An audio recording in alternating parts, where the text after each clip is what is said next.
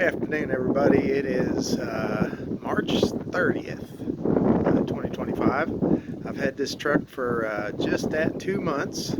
Actually finished doing the work I was doing on a Friday night, which is the 28th, so right at 2 months I bought this truck. And it is sitting in front of you. It's got the new tires on there, the Geolander Yokohamas, or Yokohama Geolanders.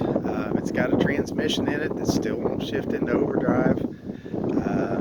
It runs and drives. I haven't gotten the mileage test on it because I've been kind of reluctant to drive it much. I can do 55 at 3,000 or 2,800 RPMs, and I just don't like doing that. It's not good for the engine. It's not the way it's supposed to run. Still throwing solenoid C errors, and I don't know why. I stuck a new valve body in the transmission I bought from a salvage yard. Supposedly had 126,000 miles on it, and it was supposed to run. Never has shifted into overdrive. It doesn't act like it's even trying to shift into overdrive, so I'm wondering if it's a programming issue. I've done a complete reset on the brain by touching the positive and negative cables together with the brain installed, and gave it a chance to fully, reset, and then started the truck and drove it easy and tried to reprogram it, and it's just not doing it. So next step is, I guess I'm going to take it into somebody who's got a scan tool that can just verify that it's not programming and that it truly is a mechanical issue. I just don't understand why it wouldn't try to shift into overdrive. Even if the clutches were bad, it should have just spun out, like it's not shifting and it can't grab the gear. So something's weird.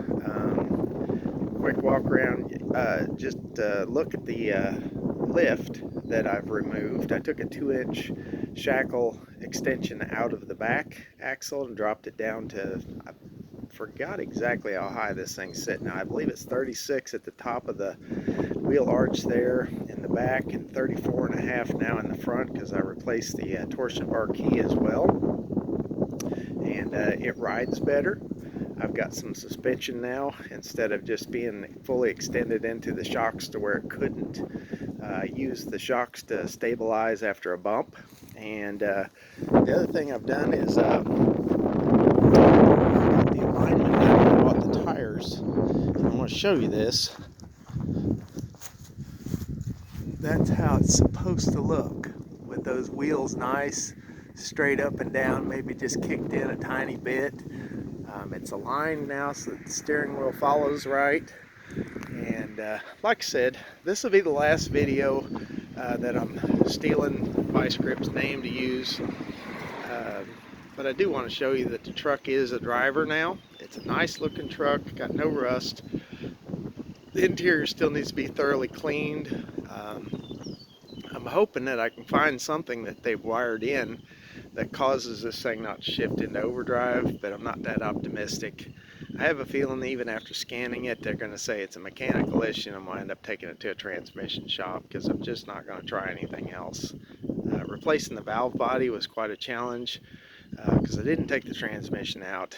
I was afraid I was going to drink a bunch of transmission fluid, but no. I just got a lot of it all over my sweatshirt and my impact driver.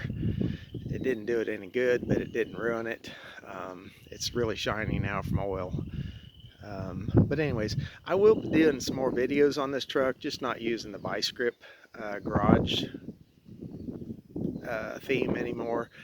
This thing is going to be called the Rescued Ranger, and I'm going to run a few small things like the transmission fix and what I find otherwise, that's interesting, and I'll just call it Lessons from the Rescued Ranger. So look out for those if you like the truck.